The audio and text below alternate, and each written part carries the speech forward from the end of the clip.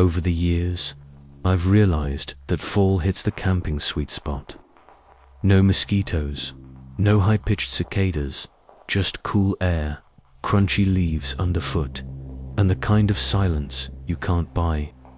That October, I had a few days off work, so I loaded up the truck with my usual kit: tent, stove, cooler, chair, and the little things I tell myself I'll never forget but always double-check anyway, like the headlamp, batteries, and my Mora knife. I wasn't out to prove anything, just a solo weekend, me in the woods. I had a spot marked from spring, a small flat clearing about a mile down a rutted forest road, just big enough for one tent and a fire ring someone had left behind years ago. Not a formal site, but not exactly hidden either, the kind of place you're glad to find empty. I killed the engine and sat there for a minute. A crow barked somewhere far off. Otherwise, it was just the kind of quiet you drive hours for. I've done it so many times I could do setup with my eyes closed at this point. Tent first, rainfly pitched tight because mountain weather changes its mind when it wants to. Bear line prepped with a rock tied on, food hung high, stove and cooler staged on the tailgate, chair unfolded by the ring. I tuned my beat-up AM/FM radio until a blues guitar cut through the static and let it play while I stacked wood.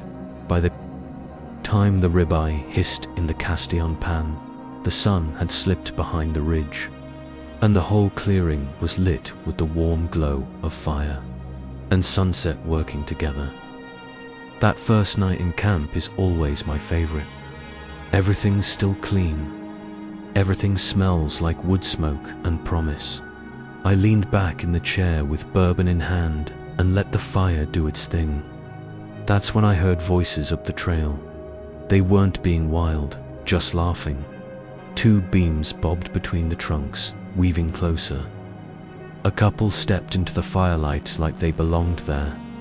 Early 30s, maybe. She wore a beanie and a puffy jacket, sipping something steaming from a mug. He had a neatly trimmed beard, a fleece with a park patch sewn on, and the kind of easy grin people practice for group photos. "Evening," he said. "Mind if we borrow some heat?" I waved them in. "Fire's not on the payroll." They laughed and stepped closer. They introduced themselves. Jake and Alanand pointed downhill, where I could barely make out a blue tent shape through the trees. We did the usual camp talk, where we'd come from, which overlooked was worth a detour. She teased me for camping alone. I told them a buddy was running late. That was half truth, half insurance. They were friendly, almost too friendly. We traded sips my bourbon for their cheap wine and talked about trails. For the most part, it was fine, normal even. But every so often, I caught Jake's headlamp beam looking at my gear. Not curious, exactly more like inventory. After a while, I excused myself to grab something from the truck. When I came back, I reached for my knife on the chopping block where I'd left it. Empty. I checked the ground, the fire ring, the chair. Nothing. That knife had an orange handle designed so you could spot it in leaf litter, and it wasn't anywhere. "You lose something?" Alana asked. "My knife," I said. "I'm always misplacing it." Jake crouched, moved some bark with his boot. "Didn't see you set it down." I let it go, though every instinct told me I hadn't misplaced a thing. "That knife doesn't walk off." They said goodnight, not long after, headlamps bobbing back toward the blue tent. Their laughter faded into the trees, and for a long while, the woods felt heavier than before. I poured water on the fire until it hissed, locked the bourbon away, and told myself to sleep light. Around 9:30, I heard them again. Laughter, footsteps, getting closer. Their beams washed across my camp and stopped at the edge of the clearing. "Hey," Alana said. "We found something weird down by the creek. You should come check it out." "What kind of weird?" I asked. "Like someone built a structure," Jake said. "It's just a couple minutes away." "Sounds cool," I said, even though something felt off. "But I've got an early start." Rain check for the morning. They stayed around just a little longer than made sense. Then Jake laughed, shook his head. "Fair, we'll tell you about it instead. Or bring it to you," Alana teased. Their lights drifted away, laughter burning a little too hot for the joke. When it finally faded, I slid my chair so I had a clear line to the trail. I set my keys in my pocket and went inside the tent. Sleep came in fits, 20 minutes down, 5 up, listening. At some point in the night, I heard a stick snapping just outside camp, definitely heavier than a raccoon. And then came the zipper. My tent door opened just a few inches, and I could see a shape crouching in the shadows. Then something glinted in the dim light. It was my knife. The guy's voice was barely above a whisper, but it cut through me. "You should have come with us." I stayed completely still, pretending to be asleep, though every muscle in me screamed to run. My phone was in my sleeping bag, and I inched my hand toward it, praying they wouldn't notice. The woman giggled and said, "He looks peaceful, doesn't he?" The knife lingered at the opening of the tent for what felt like forever, then pulled back. I heard the zipper close, more whispering, then footsteps crunching through leaves as they walked away. I didn't sleep the rest of the night. I sat there in my bag, clutching my phone like it was the only light in the dark. Every snap outside was a jolt straight to my chest. By dawn, I walked down to their site. Empty, tents gone. No trash, no char. In the fire ring, no sign they'd ever been there except to flat ovals in the grass where their shelters had pressed down. I packed everything as fast as I could and hiked straight back to the ranger station without stopping. I told the ranger what had happened. He didn't even look surprised. Instead, he said, "We've had other reports over the past year. They move around a lot, that was it. No closure, no chase, no real answers, just the knowledge that I'd crossed paths with people others had already warned about." I left the forest that morning, and haven't been back to that part since. And to this day, I can still see that faint glint of my own knife hovering in the dark, just inches from my face. I've always been more of an indoors guy. I work IT contract servers, routers, troubleshooting when someone locks themselves out of their own account, that kind of thing. But I grew up in upstate New York, and even if I've spent the last 20 years mostly behind a keyboard, there's still a part of me that feels at home in the woods. When my son Ben turned 8, I promised him a proper camping trip. Just the two of us. I wanted him to have the kind of memory that sticks, the kind where you can smell the pine and hear the brook when you think back on it. Years later, my wife teased me that I was trying to prove I was still rugged. But really, it was about time together. No screens, no Wi-Fi, just marshmallows, stars, and his endless questions about the universe. We picked the Lake George wilderness, not the touristy boardwalk part where families rent paddle boats, but the deeper stretch of forest where the trail signs are just weather-worn planks nailed into trees. I wanted something simple. A few miles in, set up camp, roast dinner, and let the kid fall asleep to the sound of the brook. The hike was short, easy enough for his kid legs, but long enough to feel like we'd gone somewhere. We only passed one couple on their way out, trekking poles in hand. They told us a site by the stream was open. By the time we found it, the sun had already tilted low. The clearing was just big enough for a tent and a fire ring with a log perfect for sitting. The brook gurgled 20 steps away with little sparks of light dancing across it under the branches. Setting up with an 8-year-old isn't fast, but it's thorough. He staked corners, tested the headlamp until I made him stop cycling the strobe, and announced that our bear bag was a pantry on a rope. Dinner was mac and cheese from a pouch and hot dogs roasted until the ends split like cartoon hot dogs. We burned one marshmallow on purpose because that's tradition, Dad. The night slipped into that deep Adirondack stillness where sound carries far but nothing makes it. Our fire died down to glowing teeth.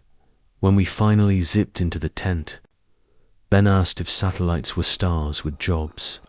I told him they were, and he fell asleep mid-sentence with his small hand curled under his cheek. I woke before dawn. Light was grey, still weak. I rolled over and blinked at the fire ring.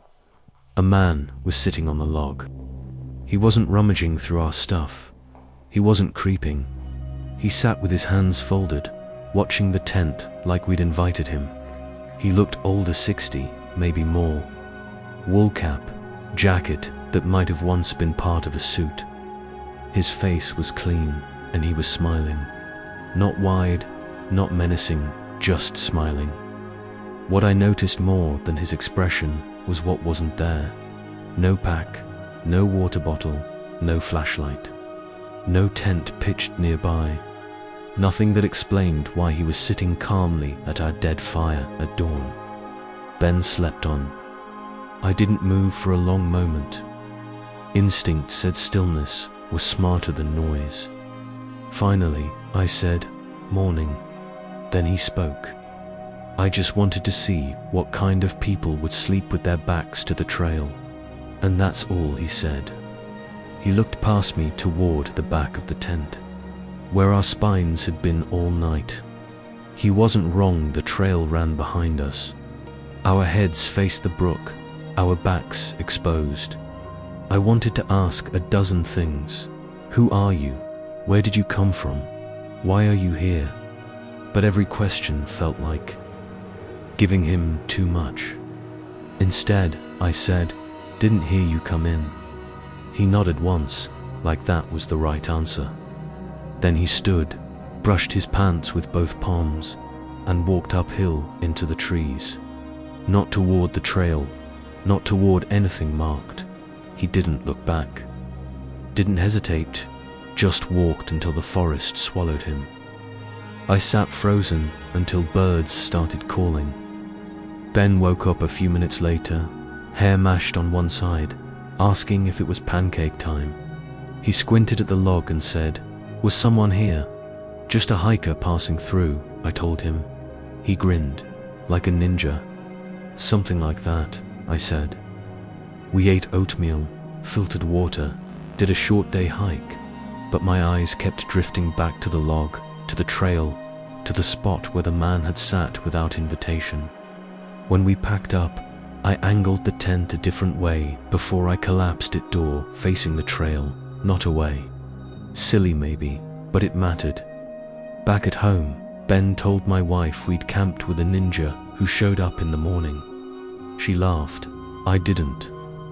Correct him. I've told the story a handful of times since, always trimmed down, made to sound like a weird wilderness encounter. But the truth is, it unsettled me in ways I can't explain. I never heard him approach. He carried nothing, and he sat there smiling like he'd been waiting for us to wake up. It's been over a year now, and I still angle my tent differently. I'd been traveling solo for almost a year when this happened, and by then, camping alone didn't scare me. If anything, I loved it, the independence, the stillness, the way you could wake up with the trees and feel like the world belonged to you for a few hours before anyone else showed up. My friends thought I was crazy for doing solo road trips with nothing but a tent, a pack, and my little car. but I liked the feeling of being self-sufficient. It was October 2022, the perfect time to head into the Ozark National Forest. The weather had cooled off just enough to make hiking comfortable, and the bugs weren't nearly as bad. I figured I'd spend 3 or 4 nights there, just hiking, journaling, and giving myself a break from the noise of my phone and everyone's opinions. I parked at one of the smaller trailheads, nothing official, just a dirt turnout with a wooden sign almost swallowed by vines. I hiked slow, taking pictures of the trailside mushrooms, pausing at overlooks where the trees rolled out like a painted quilt, and stopping at a little creek to refill my bottles. By late afternoon, I found my spot, a flat clearing ringed by tall oaks with a faint old fire circle made of stones. Perfect. After I made a fire, I leaned back against my pack and just sat there, watching sparks climb into the canopy. It felt safe. It always does at first. That night, just before the fire burned to coals, I noticed movement down the trail. At first, I thought it was deer, the way shapes moved between the trees. But then, 3 figures emerged, a group of campers, 2 men and a woman. They weren't close enough for me to make out details, just the outlines of packs against the dusky sky. I gave them a little wave, standard trail etiquette. You acknowledge, you make it clear you're friendly. But they didn't wave back.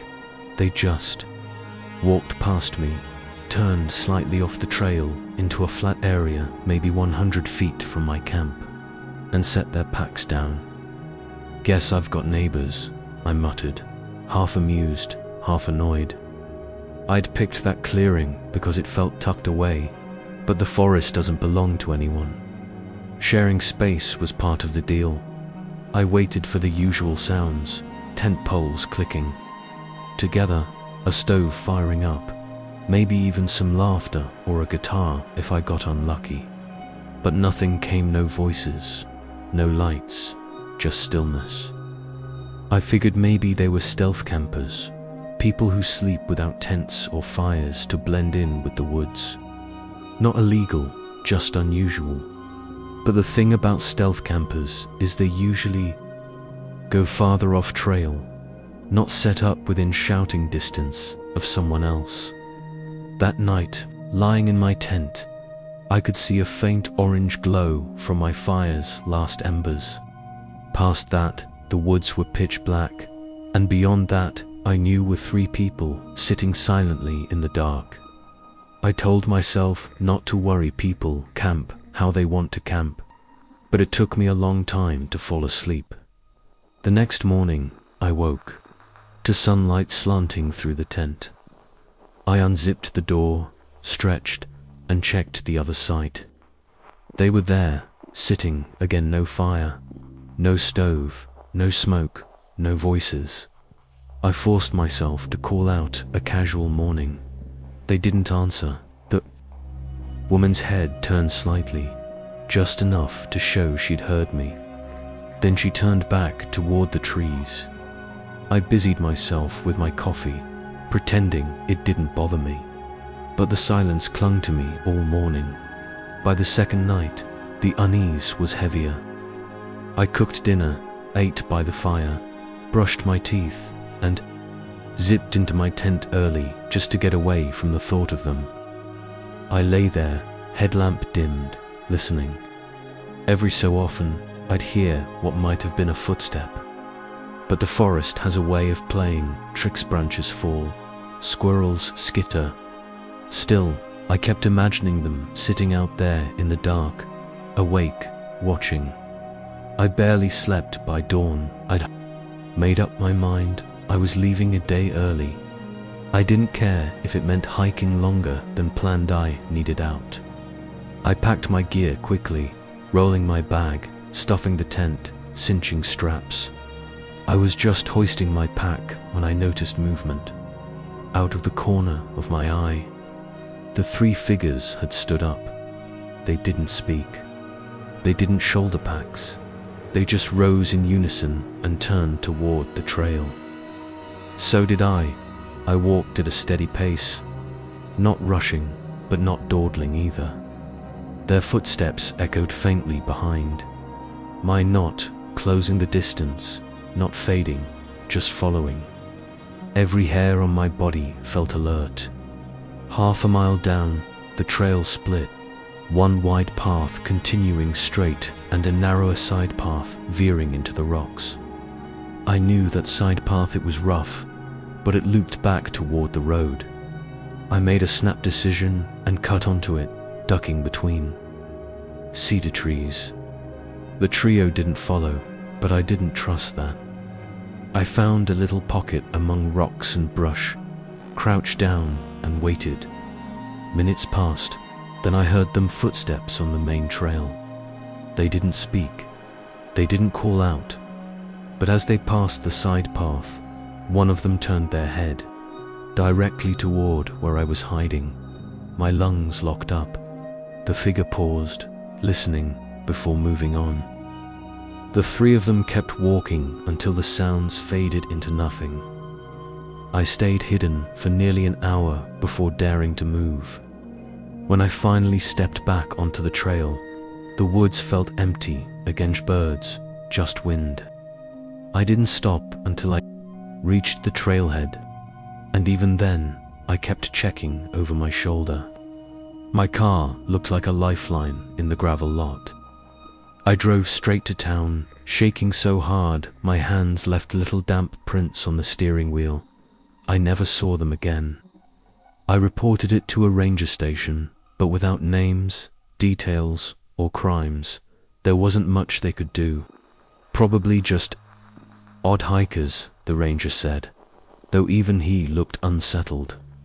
3 people, no fire, no light, no voices, just quiet. And that quiet followed me down the trail like a shadow that didn't belong. To this day, I avoid camping near others. Noise can be irritating, but silence, I learned, can be far worse. I consider myself a pretty easygoing camper, nothing hardcoring. Not one of those ultralight folks who hike 30 miles with everything packed into a bag the size of a shoebox. I'm a weekend guy, a cooler full of food, a tent big enough to stand in, and maybe a paperback I'll never finish because I end up just staring at the fire. It's how I reset after a week of spreadsheets and deadlines. That's exactly what I had in mind one Friday in May of 2022. Pisgah National Forest in North Carolina is one of my favorite spots. Big enough that you can get away from people, but not so remote that you can't bail out if something goes wrong. I left the office early, beat the traffic out of Asheville, and was bouncing down a gravel forest road by late afternoon. My gear was in the back of the car: tent, sleeping bag, cooler, stove, simple stuff. The site I found wasn't fancy, just a flat clearing with a fire ring made of blackened stones and enough space to pull my car off the road. Perfect. The late sun was sliding through the trees, and I remember thinking how much better this was than sitting in a bar or wasting the evening on Netflix. I set up the tent, unrolled the pad, stashed the food in the cooler, and made myself a quick dinner on the stove. Rice and chicken I'd cooked at home. Still warm in foil, by the time I finished eating, dusk was settling in. The woods had that layered sound I love. Birds winding down, bugs winding up, a stream gurgling somewhere beyond the trees. I was leaning back in my camp chair, deciding if I wanted to bother with a fire, when I saw headlights. A truck slowed on the road and then stopped right beside my sight. 2 men climbed out, mid-30s, maybe 40s, both in ball caps and hoodies. Jeans dusty like they'd been walking around outside all day. Nothing unusual about them except for the way they walked straight toward me without hesitation, like they already owned the place. Evening, I called, standing up automatically. "Evening," the taller one said. He smiled, but it wasn't the kind of smile you give a stranger. It was thinner, like he was about to tell me something I wouldn't like. "This is our site," he said. I blinked at him. "Your site? These aren't reservable." He looked at me like I was the one who didn't understand. "We use it most weekends. It's taken." I gestured at my tent already staked down, my cooler, my chair. "I can pack up if you want. Just give me 10 minutes. The shorter guy shook his head. "Nah, you're fine. Stay. No problem." The way he said it made my gut twist. Most people, if you've taken their spot, they're either angry or they let it go. These two acted like they wanted me to stay, like they were amused by the idea. "You sure?" I asked. "Positive," the tall one said. Then, after a pause, "You going to make a fire in a bit?" I said, trying to sound firm, not scared. They exchanged a look, turned, and walked back to their truck. Instead of leaving, they rolled down the road 100 feet and pulled off just far enough that I could still see their silhouette through the trees. Engine off, lights off, I told myself. Not to overthink it. Maybe they were locals who always used that site and just wanted me to know. Maybe they were waiting for friends. Still, it didn't feel like they were being nice. It felt more like they were daring me to stay. I built the fire anyway because sitting in the dark with those two parked nearby felt worse.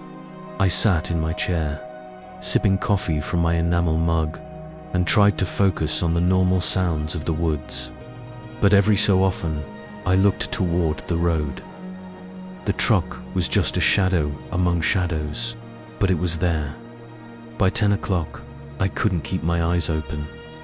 I doused the fire, zipped the tent shut, and crawled into my sleeping bag. Keys and phone in the corner, Paquita habit, not paranoia. At least it felt that way. Then I'd drift off, then surface when a barred owl called or the wind shook branches. The forest has a rhythm. You learn to tell which sounds are background and which aren't single quotes. Around midnight, I heard something new, whispers. At first, I thought it was just the wind dragging through leaves. But then I caught the cadence of words, hushed, 2 different voices. They were close, right outside. My throat went dry. I kept still, ears straining. The voices moved along the side of the tent. I couldn't make out the words, only the intention, conversation you weren't meant to hear. Then came the sound that still wakes me up sometimes, the faint metallic rasp of a zipper being tugged. My tent zipper, slow, just a few inches. I didn't think. I grabbed my phone in one hand and yanked the opposite zipper open with the other. The flap spilled cold night air as I shoved through and bolted. Barefoot, stones and sticks biting into my soles. I sprinted into the woods. Branches snapped against my arms. I didn't stop until I dove behind a fallen log, heart hammering, lungs burning. I crouched there, clutching the phone against my chest to keep it from lighting up. Back at the camp, the whispers had stopped. I heard shuffling. A cooler lid squeaked, then silence. I stayed hidden for what felt like hours, but was probably less than one.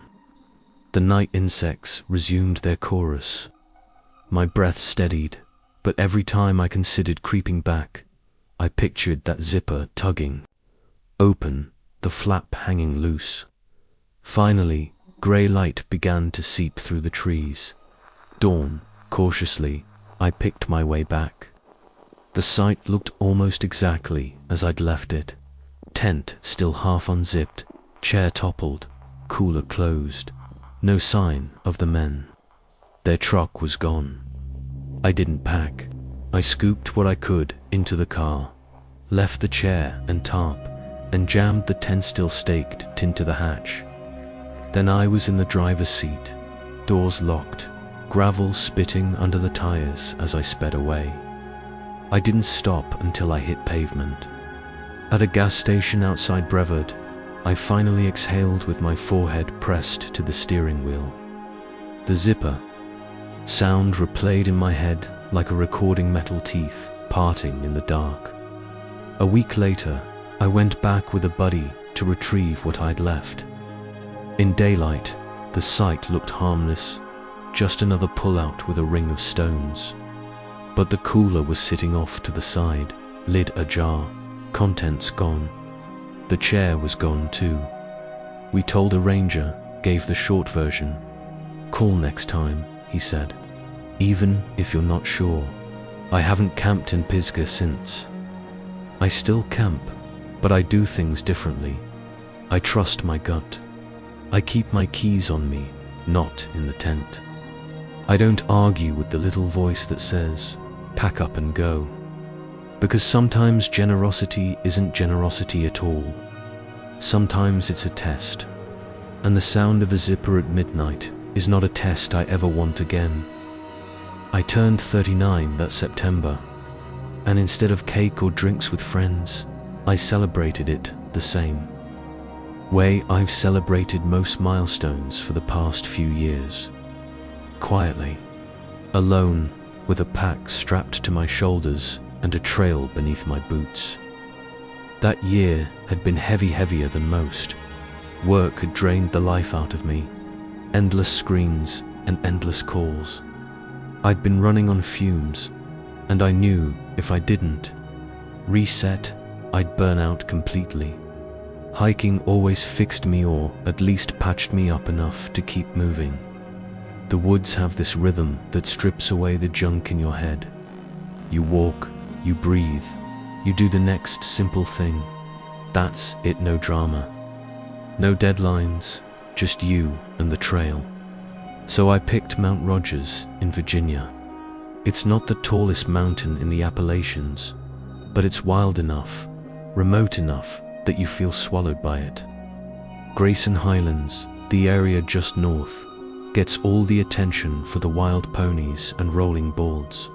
But I wanted the solitude. Trees thick as walls, streams you can hear before you see, and trails that feel older than you are. I left work early on a Friday, tossed my gear into the back of my car, and drove until the highway gave way to back roads. I parked in a gravel pull-off lot, the kind that looks abandoned except for the faded wooden sign pointing into the woods. I just wanted to hike a few miles in, set up camp near a stream I'd marked on my map, and spend 2 nights off the grid. No big summit goals, no crazy mileage, just time to breathe. The trail cut through open grass at first, where scrub brushed my legs, and the sky still had some pink left in it. Then it ducked into spruce. The ground turned soft, needles muffling every step. It was just me, the silence, and the forest. I reached the stream with just enough light left to set up without fumbling. The water chattered over stones, shallow and clear. The spot was perfect, flat ground, a natural windbreak, and enough dead branches nearby for a small fire. I pitched my tent, strung up my food bag, and got a fire going. Dinner was instant noodles, the sodium bomb. I pretend to regret, but always crave after a hike. That's the thing about camping alone. Routine is comfort. The little steps, wood, boiling water, tightening guy lines, they all anchor you, and the fire is your company. I sat cross-legged on a foam pad, eating noodles and letting the smoke soak into my jacket, watching the flames shrink and snap. The sound of the stream filled the silence, the way white noise fills an apartment. By 9 o'clock, the forest had swallowed the last of the daylight. My fire sank into glowing coals. I rinsed my pot, shoved it next to my pack, and zipped into my tent. The ground felt firm but forgiving, the kind of bed you only get outside.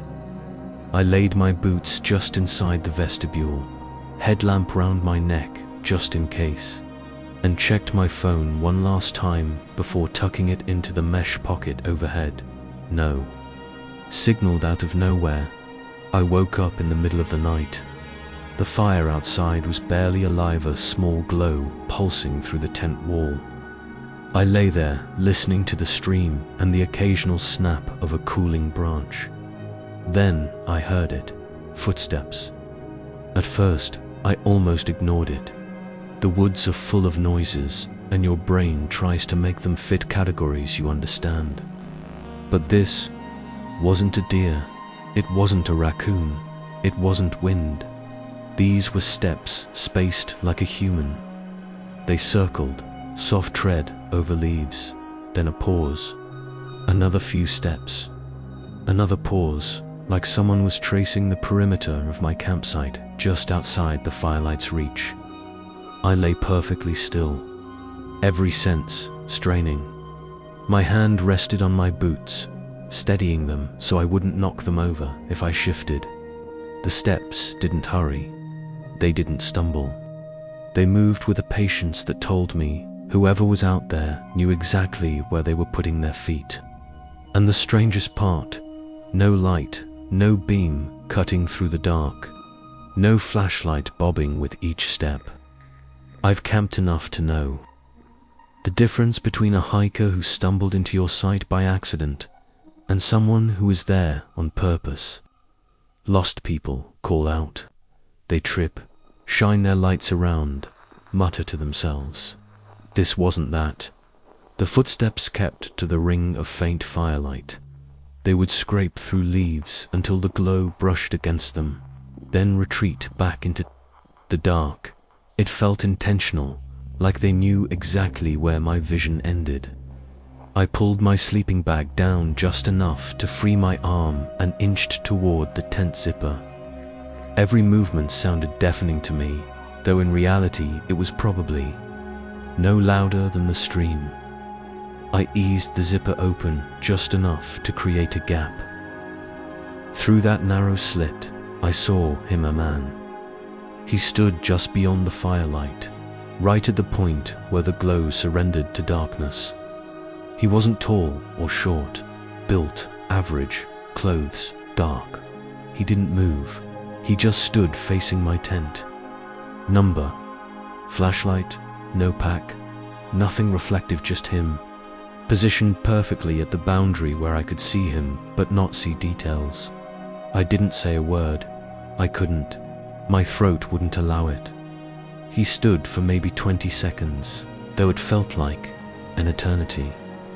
And then he stepped backwards slowly, quietly, until the dark swallowed him completely. The footsteps stopped, and for me, it was like the forest reset itself. But he was gone. I let the zipper slide back, closed the gap, and lay flat, eyes open, listening.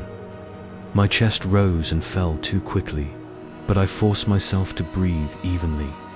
I didn't dare move more. Then that, no more steps, no more sign of him. I stayed like that until the sky above the tent shifted from black to faint gray. When dawn finally arrived, I slipped out of the tent, boots laced tight, head swiveling. The campsite looked exactly as I had left it. My food bag hung untouched. My pot leaned against a rock. The fire had collapsed into ashes. But when I walked to the spot where he had stood, the forest floor bore faint scuffs, disturbed needles, a few leaves pressed flat. Nothing clear, but enough to tell me I hadn't dreamed him. I packed quickly, stuffing my tent without folding, tossing gear haphazardly into my pack. 2 trips to the car, each one faster than the last. On the second trip, I kept looking back, convinced I'd see him again at the tree line. I left a note at the ranger station's trail condition box, scribbling, strange encounter, man circling. Camp, no flashlight, disappeared into woods. I left my number, though I never got a call back. For weeks, my sleep was fractured. I'd wake at 3 o'clock or 4 o'clock in the morning, convinced I'd heard steps outside my apartment window. I'd stand by the glass, staring at the reflection of my own tired face, listening for a sound that never came. And I think about him. I think about the way he stood there, not speaking, not moving closer, just letting me know he was there. I don't know what he wanted. I don't know if he was testing me, if he was curious, or if he had worse intentions, but changed his mind. What I do know is this: the woods are full of sounds, but silence is its own kind of sound. And that night, the silence said more than words ever could. And when I look back, I still don't know what scared me more: that he was out there in total darkness with no flashlight at all, or that he seemed to know exactly where the firelight ended. If these camping stories prove to you that nature doesn't always mean peace, hit that like button, subscribe so you don't miss the next scare, and tell me what you'd do if it were your tent. And if you thought camping was risky, wait until you hear what happens on the Appalachian Trail. Click now to watch for scary Appalachian Trail horror stories, because sometimes the trail gives you company you never asked for. Thanks for watching. Stay alert, stay safe, and I'll see you in the next nightmare.